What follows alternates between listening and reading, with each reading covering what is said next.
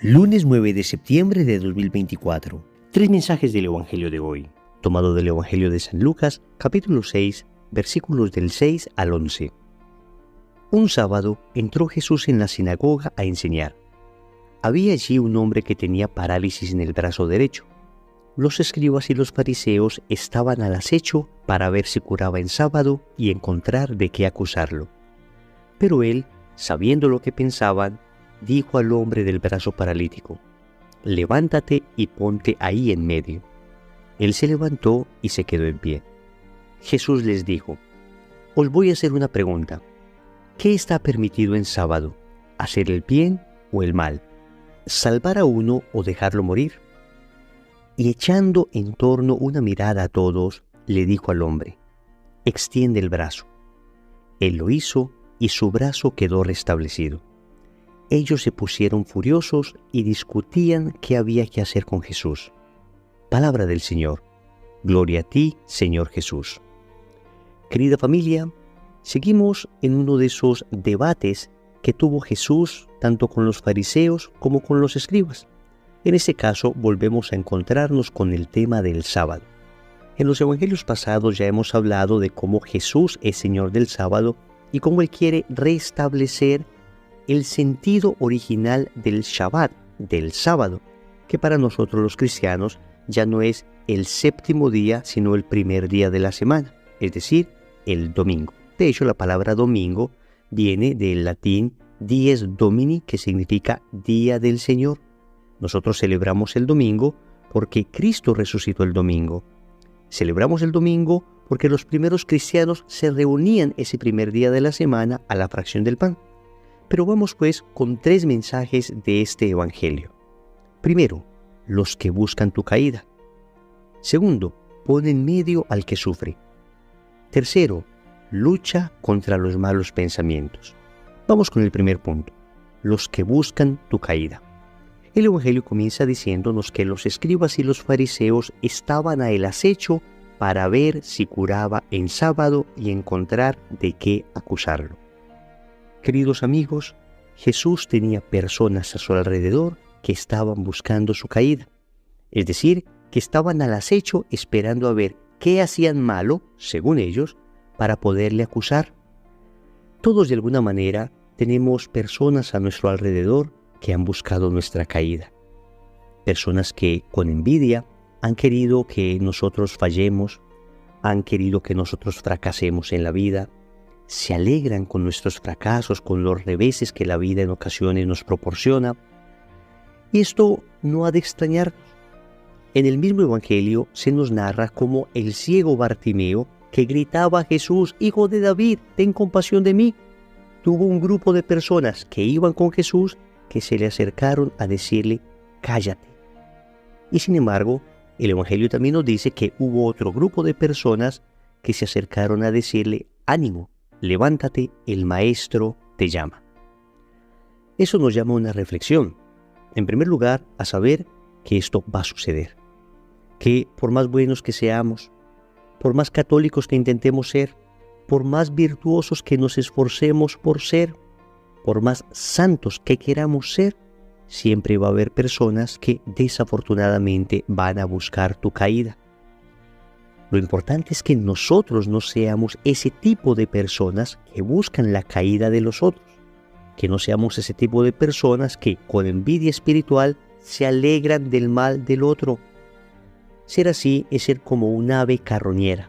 Saben ustedes que estas aves carroñeras se alimentan de la mortecina, se alimentan de la carne muerta. La persona que se alegra con el mal del otro, la persona que está buscando que el otro caiga, qué pesar. Se parece a un ave carroñera que se quiere alimentar de mortecina, que se quiere alimentar de la muerte, que se quiere alimentar del dolor del otro. Amigos, es posible que tengamos tentaciones de esta índole. Recuerda que tener una tentación no es lo mismo que pecar. Sentir no es consentir. Y si de repente en nuestro corazón hemos llegado a tener tentación de envidia espiritual, hemos llegado a buscar la caída de otra persona, hoy tenemos que empezar un proceso serio de conversión. Lo primero que tenemos que hacer es reconocer ante Dios nuestra fragilidad, decirle: Señor, he tenido esta tentación, He tenido la tentación de querer que a otra persona le vaya mal. He tenido la tentación incluso de obstaculizar el progreso espiritual de alguien, el progreso laboral, la amistad de una persona con otra. Hoy reconozco mi falla. Amigos, el Evangelio es para que nosotros reconozcamos en un examen de conciencia serio en qué hemos fallado. Esto no es para andar mirando a otros, acusando a los demás, sino para mirarnos a nosotros mismos y evaluar si nosotros hemos caído en esa actitud. Ahora bien, si otros han caído con nosotros en esa actitud, es decir, si otros han querido que nosotros caigamos, debemos comportarnos con altura. No podemos llenar nuestro corazón de odio. Jesús no odiaba a los fariseos. Al contrario, Jesús oraba por ellos. Jesús no odiaba a aquellos que le quisieron ver muerto. En la cruz decía, Padre, perdónalos porque no saben lo que hacen. Si tú tienes una persona o un grupo de personas o alguien en tu vida que ha buscado tu caída, que te ha tenido envidia, que ha disfrutado con el mal que te ha sucedido, es momento de ser como Jesús, levantar nuestro corazón y decir, Padre, perdónalo, perdónalos, porque no saben lo que hacen. Segundo, pon en medio al que sufre. Querida familia, hay un bellísimo detalle en este Evangelio. Noten que dice que Jesús tomó al hombre de brazo paralítico y le dijo, levántate y ponte ahí en medio. Él se levantó y se quedó en pie.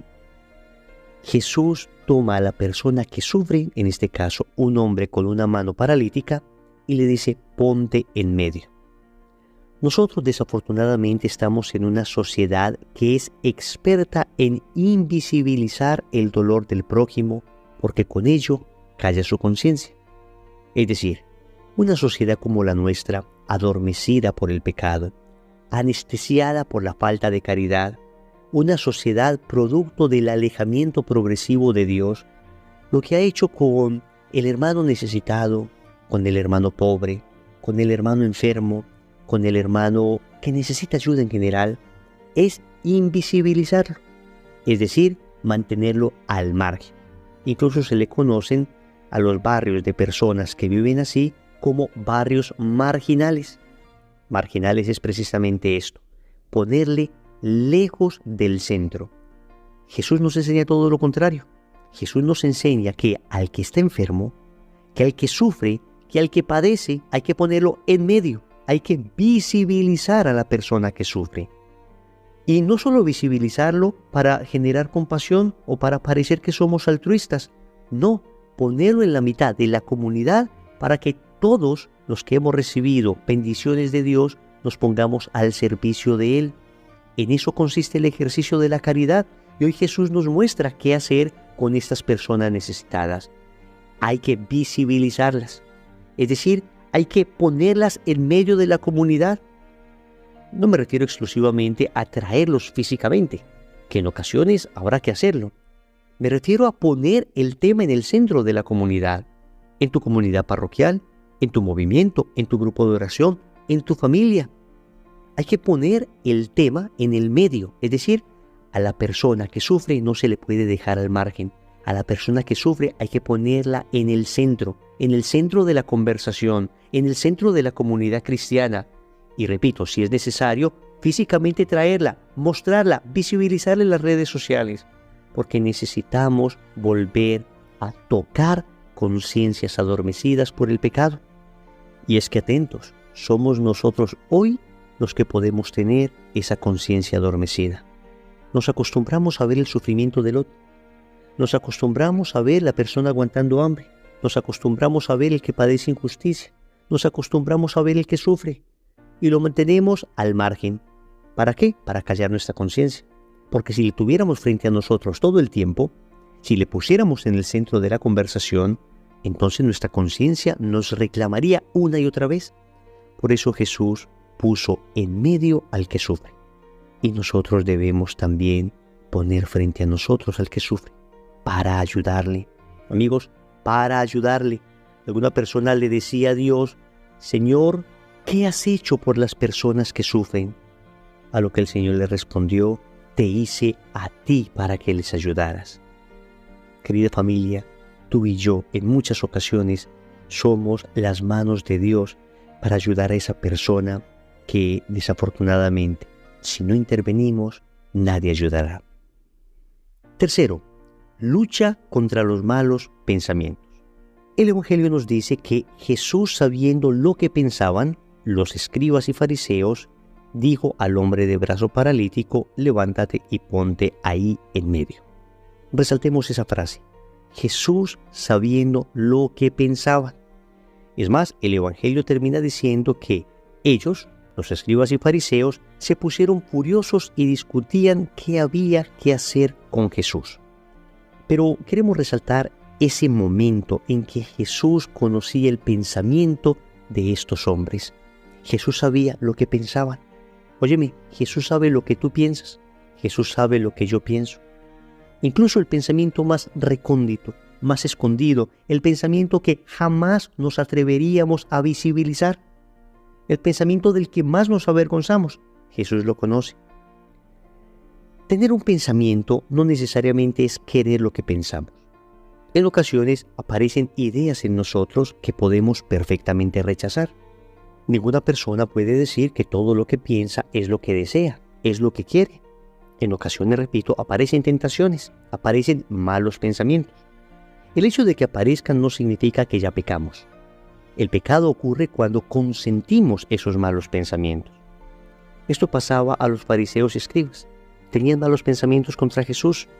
El problema de ellos es que consentían esos malos pensamientos y terminaron al final, orientados por esos malos pensamientos, matando, crucificando, entregando a Jesús. Nosotros tenemos que aprender en este Evangelio a luchar contra estos malos pensamientos que suelen surgirnos, contra otras personas, contra nosotros mismos, contra Dios, malos pensamientos contra la virtud de la pureza, malos pensamientos en aspectos económicos, malos pensamientos respecto al vestido de alguien, malos pensamientos respecto a cualquier cosa. Estos malos pensamientos, repito, surgen en nuestro corazón y debemos luchar contra ellos. Lo primero que debemos hacer es rechazarlos. Óyeme bien, rechazar los malos pensamientos. Cuando te des cuenta que estás teniendo un mal pensamiento, un pensamiento que se orienta al pecado, que se orienta hacia una falta de caridad, lo primero que se debe hacer es rechazarlo. Pero para llenar el corazón, para llenar la mente, para llenar el interior de buenos pensamientos, debemos tener mucho contacto con la palabra de Dios. Óyeme bien, la lectura de la palabra de Dios y la lectura de libros santos, de libros buenos, de libros espirituales, van llenando tu mente de buenos pensamientos. Si tú notas que de repente en ti surgen frecuentemente malos pensamientos, la pregunta que te debes hacer es la siguiente: ¿qué está consumiendo mi mente? ¿Qué está consumiendo mi corazón? ¿Qué información permanentemente le estoy dando a mi interior? Porque de ahí, de ese alimento, es que van surgiendo los pensamientos que tenemos. Si constantemente estamos viendo, y perdónenme la expresión, basura en la televisión, basura en redes sociales, si constantemente estamos alimentando nuestra mente de cosas de estas, es natural que lo que surja de nuestro corazón, de nuestra mente, de nuestro interior, sean malos pensamientos. Igual tenemos que luchar contra ellos. Pero si permanentemente estamos en contacto con lo sagrado, con lo divino, con el Evangelio, con la palabra de Dios, con lecturas de santos, si permanentemente estamos llenando nuestro interior de cosas buenas, lo que van a surgir naturalmente son buenos pensamientos. Esto es importante, porque no podemos ser presa de los malos pensamientos. Debemos vencerlos. Y cuando aparecen, sin perder la paz, sin desesperarnos, simplemente hay que rechazarlos en el interior y todas las mañanas consagrar nuestros pensamientos a Dios. Todas las mañanas decirle: Señor, por medio del Inmaculado Corazón de María, consagro todo lo que voy a pensar en este día. Oremos. Amado Señor, sabes que he estado en un combate en los últimos días. Sabes que hay personas a mi alrededor que han querido hacerme daño. Hoy pido que me protejas de todas aquellas personas que buscan mi caída. Pero también te pido que protejas a los demás de todas aquellas veces que yo he buscado la caída de ellos. Que sanes en mi corazón todas esas inclinaciones desordenadas, todas esas envidias espirituales, todos esos rencores que me hacen obrar mal con mi prójimo. Te quiero suplicar, Señor, también que me enseñes a poner frente a mí a todas las personas que sufren, que me enseñes a visibilizar al hermano que está necesitado. Sabes, Señor, que en muchas ocasiones quiero callar mi conciencia, quiero no verlos para seguir mi vida normal, sin necesidad de que algo o alguien pueda estremecer lo profundo de mi corazón, pueda moverme a la caridad. Hoy te suplico, Señor, que me enseñes a poner en medio las necesidades de los demás, a visibilizarlas, a tenerlas al frente. Finalmente te pido, Señor, que purifiques mis pensamientos. Te pido que entres en lo profundo de mi alma y arranques de mí todo pensamiento que falte a la caridad, todo pensamiento que vaya contra mi prójimo, todo pensamiento que vaya contra ti, todo pensamiento que finalmente me haga daño. Reemplaza todo esto, Señor, con pensamientos buenos, virtuosos y santos. Señor, dame lo que me pides y pídeme lo que quieras. Amén. Recordemos entonces.